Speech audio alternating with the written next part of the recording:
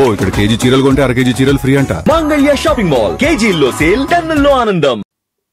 ఇప్పుడు మీరు బీసీ కులం గురించి చెప్పారు. నా ఇక్కడ కులం కాదు ఇంపార్టెంట్. అట్లా అంటే రేవంత్ రెడ్డి ముఖ్యమంత్రిగా అందుకున్నారు, కాంగ్రెస్ వాళ్ళు కూడా బీసీ లీడర్ పెట్టాలి కదా, చేయలేదు వాళ్ళు. మినిస్టర్స్లో రేవంత్ రెడ్డి క్యాబినెట్లో ఎంతమంది ఓబీసీస్ ఉన్నారు, ఎంతమంది ఎస్సీలు ఉన్నారు, ఎంతమంది ఎస్టీలు ఉన్నారు. సో అది లేరు, ఆ ప్రపోర్షన్ అసలు లేరు అనమాట. ఇప్పుడు చేసిన సర్వే ప్రకారం చేస్తే దాంట్లో ఇద్దరు రెడ్డి మంత్రులు ఉండాలి, కానీ ఎంతమంది ఉన్నారో మనకు తెలుసు, ముఖ్యమంత్రితో సహా. బీజేపీ వైపు చూస్తే బీజేపీ పోయిన ఎలక్షన్లో, దట్ ఈస్ లోక్సభ, దానికన్నా ముందు జరిగిన అసెంబ్లీ ఎలక్షన్లో 8 సీట్లు గెలిచారు. బీజేపీ ఓటింగ్ పర్సెంటేజ్ డబుల్ అయింది, 19 నుంచి 35 అయింది లోక్సభకి. ఐ థింక్ ఈవెన్ అసెంబ్లీలో 23% దాకా వచ్చింది ఓట్ పర్సెంటేజ్. వాళ్ళ స్ట్రెంగ్త్ అర్బన్ అగ్లామరేషన్స్ ఉంటుంది యూజువల్లీ. అది కాకుండా మహారాష్ట్ర వైపు ఉన్న కాన్స్టిట్యున్సీలు బీజేపీ కొంచెం స్ట్రాంగ్ ఉన్నారు. అది ఆదిలాబాద్ ఉండొచ్చు, నిజామాబాద్ ఉండొచ్చు. తర్వాత బండి సంజయ్ ఓన్ కాన్స్టిట్యున్సీ అని కరీంనగర్, అది మహారాష్ట్రతో సంబంధం లేదు, కానీ ఆయన పర్సనల్ అపీల్ ఉంది అక్కడ. ఆయనకి ఎన్నో సంవత్సరాల నుంచి కార్పొరేటర్గా ఉన్నారు, సింపతి ఉండే ఆయనతో, అరే ఈయన ఎప్పుడైనా కల్పించాలని చెప్పేసి. దాని తర్వాత మీరు చూస్తే కిషన్ రెడ్డి సికింద్రాబాద్ ఎప్పటి నుంచో బీజేపీ స్ట్రాంగ్ హోల్డ్ ఉండే. బండారు దత్తాత్రేయ గారు కలిసారు అక్కడి నుంచి. దాని ముందు కాంగ్రెస్ వైపు నుంచి మానెమ్మ అంజయ్ గారు సతీమణి ఆమె కలిసింది అక్కడి నుంచి. చాలా బీజేపీ పట్టు అక్కడ ఉంది కాన్స్టిట్యున్సీ. కానీ చూడండి, అదే టైంలో బీజేపీ సికింద్రాబాద్ గెలిచినా కానీ లోక్సభ అసెంబ్లీ అన్నీ ఓడిపోయారు సికింద్రాబాద్. అది ఎందుకని అడగొచ్చు మీరు. ఒక్కటి కూడా గెలుచుకోలేదు. ఒక్కటి కూడా అంటే 6 నెలల ముందు జరిగిన ఎలక్షన్లో ఒకటి గెలవలేదు. లోక్సభకు వచ్చిన లోక్సభ గెలుచుకున్నారు. సో న్యాచురలీ ఒక ఓటర్ ఏం చూస్తారంటే లోక్సభకి ఎవరిని పంపించారని చూస్తే బీజేపీకి 8 సీట్లు ఇచ్చారు 17 నుంచి. ఓకే, కాంగ్రెస్ కూడా అదే వచ్చింది ఒక టైం, ఎంఐఎంకి వచ్చేసింది టికెట్. ఈ డివిజన్ ఆఫ్ ఓట్స్లో చూస్తే మీరు మేనేజ్మెంట్ ఆఫ్ పార్టీ క్యాడర్ చాలా ఇంపార్టెంట్. మీద రాజస్థాన్ ముఖ్యమంత్రి పేరు అడుగుతాను, మీకు తెలుసండి. రాజస్థాన్ బీజేపీ చీఫ్ పేరు అడుగుతాను, మీకు తెలుసండి. ఎందుకంటే మీకు తమిళనాడు బీజేపీ చీఫ్ పేరు అడుగుతాను, అన్నామలై తర్వాత వచ్చిన అన్నామలై గుర్తుంటారు మీకు. ఎగ్జాక్ట్లీ అన్నామలైని ఎందుకు తీసుకొచ్చారు? ఈ వాజ్ నోబడి. ఒక ఐపీఎస్ ఆఫీసర్ కొన్ని ఉడిపిలో ఉన్న ఐపీఎస్ ఆఫీసర్, ఆయన వాలంటరీ తీసుకొని పార్టీలో వచ్చారు. అన్నామలై ఏం చేశారు? ఫస్ట్ నేను పెద్ద లీడర్ ఎవరిని పట్టించుకోను, దానికోసం ఆయన ఇప్పుడు పక్కన పెట్టారు వీళ్ళు బీజేపీ వాళ్ళు. నేను కార్డర్ బిల్డప్ చేస్తా అన్నారు. తమిళనాడులో బూత్ వైజ్ కార్డర్ బిల్డప్ చేశారు, first leader to do so. Telangana కూడా నేర్చుకోవాలి ఆయన దగ్గర. రామచంద్ర గారు నేను కలిసినప్పుడు అదే చెప్తాను, ఫస్ట్ మీరు ఇక్కడ ఉన్నారు. లక్కీలీ తెలంగాణలో బీజేపీకి ఒక 80% దాకా కాన్స్టిట్యున్సీలో బూత్ లెవెల్ వర్కర్స్ ఉన్నారు, బూత్లో కూర్చుంటారు, ఓటింగ్ రోజు ఆ బూత్లో ఉంటారు వాళ్ళు. అది అన్ని పార్టీకి కావాలని లేదు, ఎందుకంటే కాంగ్రెస్ లాంటి పార్టీ కానివ్వండి, మిగతా పార్టీలు ఎవరైనా బీఆర్ఎస్ లాంటి పార్టీలో వాళ్ళకు బిర్యానీ మందు డబ్బులు ఇస్తేనే వాళ్ళు బూత్లో కూర్చుంటారు. బీజేపీ వాళ్ళు అట్లా కాదు, బికాజ్ ఆర్ఎస్ఎస్ కల్చర్ నుంచి వస్తారు వాళ్ళు టిపికల్ వస్తారు, పని చేస్తారు, ఇంటికి వెళ్ళిపోతారు, వాళ్ళకి ఏమి ఇవ్వక్కర్లేదు అనమాట. కానీ ఆ బిల్డప్ చేయాలంటే తెలంగాణలో, ఎందుకంటే ఇప్పుడు లోక్సభ ఇప్పుడు ఎలక్షన్ ఏం లేదు, అసెంబ్లీ కూడా లేదు, లోకల్ బాడీ ఎలక్షన్స్ రాబోతుంది. లోకల్ బాడీ ఎలక్షన్లో పార్టీలు కాదు అక్కడ ఇంపార్టెంట్, ఇండివిజువల్స్ ఇంపార్టెంట్. జెడ్పీటీసీలు కానివ్వండి, ఎంపీటీసీలు కానివ్వండి, సర్పంచ్లు కానివ్వండి, వీళ్ళందరూ ఇండివిజువల్ బేసిస్లో గెలుస్తారు. ఏ పార్టీ పవర్లో ఉందో వాళ్ళ వైపు వెళ్తారు వాళ్ళు. బీఆర్ఎస్ ఉన్నప్పుడు అందరూ కేసీఆర్ భజన పాడిండ్రు, కేసీఆర్ కొనుక్కుంటాడు అందరినీ. అప్పుడు ఆ టైంలో ఎవరు ఇండిపెండెంట్గా కలిసినా కానీ బీఆర్ఎస్లో చేరిపోతాడు. ఇప్పుడు చూడండి అందరూ కాంగ్రెస్ వైపు వెళ్తారు. వాళ్ళకి ఏంటంటే డబ్బులు సంపాదించాలి, 10 కాంట్రాక్టులు దొరికితే వాళ్ళ చుట్టాల పేరు మీద ఏదైనా డబ్బులు సంపాదించుకోవచ్చు, ఇదే వాళ్ళ స్ట్రాటజీ. జెడ్పీటీసీలు ఎంపీటీసీలు ఎందుకు అవుతారు?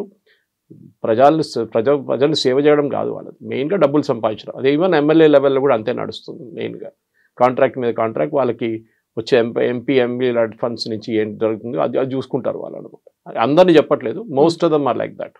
ఎందుకంటే ఒక ఎలక్షన్కి మీరు 25-30 కోట్లు ఖర్చు పెట్టినప్పుడు మీరు దాని డబ్బులు సంపాదించాలి, 50 సంపాదించాల్సి వస్తుంది మీకు నెక్స్ట్ ఎలక్షన్లో ఖర్చు పెట్టాలంటే. ఎక్కడి నుంచి వస్తుంది మీకు 50 కోట్లు? ఎవరు తెచ్చియరు మీకు, ఎక్కడి నుంచో సంపాదించాలి. సో నేను ఇదంతా ఎందుకు చెప్తున్నా అంటే, మీకు ఒక ఎలక్షన్ మిషనరీ నడిపించాలంటే మీకు ఐదర్ పార్టీ ఫండ్స్ ఉండాలి, లేకుంటే ఇండివిజువల్ ఫండ్స్ ఉండాలి. బీజేపీ వైపు గెలిచిన లీడర్లు అందరూ ఇండివిజువల్ లీడర్స్ స్ట్రెంగ్త్గా. ధర్మపురి అరవింద్కి వాళ్ళ ఫాదర్ డి శ్రీనివాస్ టైం నుంచి నిజామాబాద్ వైపు అటువైపు మంచి పట్టు ఉంది. ఇటు ఆదిలాబాద్లో కూడా అంతే బీజేపీ. ఒకసారి సోయం బాపురావు కలిశారు, ఆయన కాంగ్రెస్ నుంచి వచ్చి బీజేపీలో జాయిన్ అయ్యారు, ఎట్లా కలిసారు ఆయనకే తెలియదు. ఈసారి ఆయన రాకపోతే ఓడిపోతారని చెప్పిన ఊహాలు ఉన్నాయి, కానీ అప్పుడు కూడా బీజేపీ కలిశారు. అంటే ఇండివిజువల్ పార్టీ కాదు, ఇండివిజువల్ బేసిస్లో బీజేపీ అక్కడ గెలిచారనమాట. కార్యకర్తలు సపోర్ట్ చేస్తారు. ఇప్పుడు మీరు అడగొచ్చు, ఈయన్ని కొత్త ఒక ఆయన తీసుకొచ్చి ఎంపీగా మీరు ఆదిలాబాద్లో పెట్టినప్పుడు కార్యకర్తలు ఆయన కోసం పనిచేస్తారా లేదా అనేది. అది టాప్ నుంచి వస్తుంది ఒక ఇండికేషన్, పని చేయాలని చెప్పేసి పని చేస్తారు. ఓకే, దాంట్లో మీరు చెప్పొచ్చు సంఘ్ వాళ్ళు ఉంటారా లేదా అంటే, సంఘ్ వాళ్ళు యూజువలీ పాలిటిక్స్లో డైరెక్ట్లీ దిగరు. వాళ్ళు జనజాగరణ చేస్తారు. ఎప్పుడు వెళ్ళి బీజేపీకి ఓటేయమని చెప్పారు, ఇండైరెక్ట్గా చెప్తారు వాళ్ళంతే, మంచి పార్టీకి ఓటేయండి అని చెప్తారు. అది కాకుండా మీకు అసెంబ్లీకి వచ్చినప్పుడు ఏమైందంటే అక్కడ కూడా మీరు చూడండి, అసెంబ్లీలో కూడా ఈవెన్ కామారెడ్డి లాంటి కాన్స్టిట్యున్సీలో 2 ముఖ్యమంత్రులు అంటే ఒకటి టు బీ అండ్ ఒకటి ఎగ్జిస్టింగ్ ముఖ్యమంత్రిని ఓడిపించిన మనిషి అక్కడ ఉన్నారు, బీజేపీ ఎమ్మెల్యే ఉన్నారు, అందరికి తెలుసు. ఎట్లా గెలిచారండి ఆ సీటు? సో ఆ సీటు గెలిచినప్పుడే ఆ పవర్ తెలిసిపోతుంది, ఇండివిజువల్ పవర్ ఎక్కడ ఉందని చెప్పేసి. పార్టీ ఓటు తీసుకొచ్చారు, ఎస్ తీసుకొచ్చారు. ఇండివిజువల్ ఓటు తీసుకొచ్చారు, కరెక్ట్. బీజేపీకి 8 సీట్లు అసెంబ్లీలో వచ్చింది. ఎట్లా వచ్చిందండి? ఇది కూడా అదే. అప్పుడు సికింద్రాబాద్లో ఎందుకు గెలవలేదండి? మల్కాజిగిరిలో ఈట్ల రాజేందర్ గెలిచారు. Malkajgiri the biggest Lok Sabha constituency in the country. 38 లక్షల ఓటర్స్ ఉన్నారు. ఇప్పుడు 40 లక్షలు అయి ఉంటుంది. ఒక 4 కాన్స్టిట్యున్సీలు చేయొచ్చు లోక్సభ, లేకుంటే 2 చేయొచ్చు మినిమం. ఆ కాన్స్టిట్యున్సీలో కూడా బీజేపీ సీట్లు గెలవలేదు అసెంబ్లీలో. ఎందుకంటే ఇప్పుడు మీరు చెప్తారు ఈట్ల రాజేందర్కి పట్టు ఉంది, మళ్ళీ ఆ పట్టు ఉన్నప్పుడు సీట్లు ఎందుకు గెలవ? అది ఆఫ్కోర్స్ అసెంబ్లీ ముందు వచ్చింది అనుకోండి, దాని తర్వాత లోక్సభ వచ్చింది. ప్రాబ్లమ్ ఇస్ సింపుల్, ఏంటంటే పార్టీ లీడర్షిప్ కాదు ఇంపార్టెంట్. మీరు ఎవరిని తీసుకొచ్చినా కానీ, అది రాజాసింగ్ ఉండొచ్చు, అది ధర్మపురి అరవింద్ గారు ఉండొచ్చు, ఆర్ ఈవెన్ రామచంద్ర గారు ఉండొచ్చు, లేకుంటే ఎవరైనా ఇంకా లీడర్లు తీసుకొస్తే వాళ్ళు పర్ఫామ్ చేయాల్సి వస్తుంది. ఏంటంటే బూత్ లెవెల్ నుంచి పర్ఫామ్ చేయాలి. దానికి కొంతమంది లో ప్రొఫైల్గా పనిచేస్తారు, కొంతమంది హై ప్రొఫైల్గా పనిచేస్తారు. లొల్లి చేయడం కాదు, ఎక్కువ మెథాడికల్గా పనిచేయడం ఉంటుంది. రెండో ఫ్యాక్టర్ బీజేపీలో ఏంటంటే సంఘ్ వైపు నుంచి వచ్చే అబ్జెక్షన్ ఏముంటుందంటే, వీళ్ళు కొత్త వచ్చిన వాళ్ళకి ఎందుకు ఇంత ఇంపార్టెన్స్ ఇవ్వాలని చెప్పి, విచ్ ఇస్ కరెక్ట్. బీజేపీ ఎప్పుడు చెప్పిన రామచంద్ర గారి గురించి చెప్పాను చూడండి, నేను చదివింది రైల్వే డిగ్రీ కాలేజ్లో 80 to 83, ఆ టైంలో ఆయన కూడా అక్కడ ఉన్నారు. అప్పుడు ఆలోచించా ఎన్ని సంవత్సరాల ముందు, అది 83లో. అప్పటి నుంచి పార్టీ కోసం పనిచేస్తున్న మనిషి. 42 years నుంచి వర్క్ చేస్తున్నారు. అంటే ఏబీవీపీ అంటే చాలా మంది అనుకుంటారు బీజేపీ యూత్ వింగ్ అనుకుంటారు, కాదు. ఏబీవీపీ ఇస్ ఆర్ఎస్ఎస్ కా యూత్ వింగ్. చాలా పెద్ద డిఫరెన్స్. బీజేపీది బీజేవైఎం ఉంది. అప్పటి నుంచి పనిచేస్తున్న వాళ్ళు ఉన్నారు. అట్లాంటి మనిషికి మీకు రికగ్నిషన్ ఇవ్వాలన్నా, లేకుంటే మొన్న పార్టీలో వచ్చిన మనుషులకి రికగ్నిషన్ ఇవ్వాలి చెప్పండి.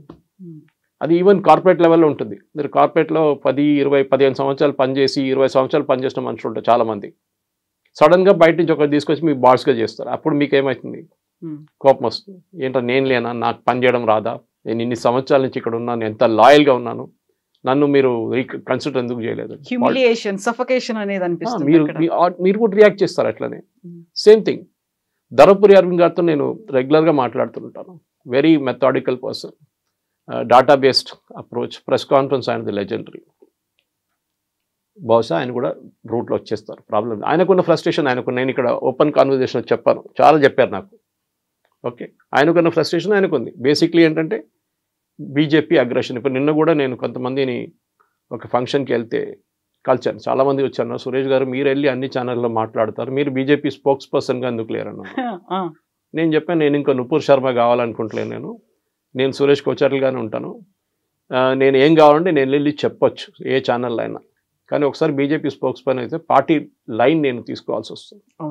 పార్టీ లైన్ నుంచి నేను బయటికి వెళ్ళి మాట్లాడలేను. అది నేను I will not agree to it.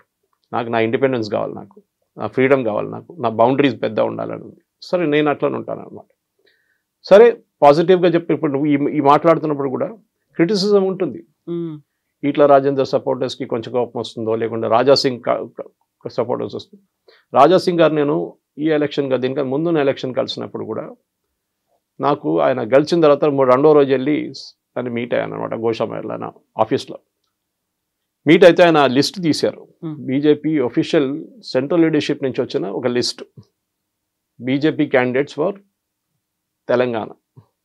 అప్పుడు దీనికన్నా ముందున్న అసెంబ్లీ ఎలక్షన్లో దాంట్లో రాజాసింగ్ పేరు లేదు అని చూపించారు. సురేష్ వచ్చిన ఫస్ట్ లిస్ట్ ఇది, నా పేరు లేదు. గోషామహల్ నుంచి ఇంకో పేరు ఉంది, నేను చెప్పాను ఆ పేరు ఎవరిదని. దాని తర్వాత నెక్స్ట్ చూపించారు, ఎవరో ఆ పేరు కొట్టేసి రాజాసింగ్ పేరు పెన్తో రాశారు.